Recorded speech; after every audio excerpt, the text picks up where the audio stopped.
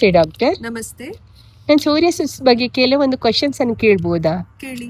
Psoriasis ಒಬ್ಬರಿಂದ ಇನ್ನೊಬ್ಬರಿಗೆ ಹರಡ್ತದಾ? Psoriasis skin disease ಒಬ್ಬರಿಂದ ಇನ್ನೊಬ್ಬರಿಗೆ ಹರಡೋದಿಲ್ಲ. ಸೋರಿಯಾಸಿಸ್ ಯಾವ ಕಾರಣದಿಂದ ಬರ್ತದೆ?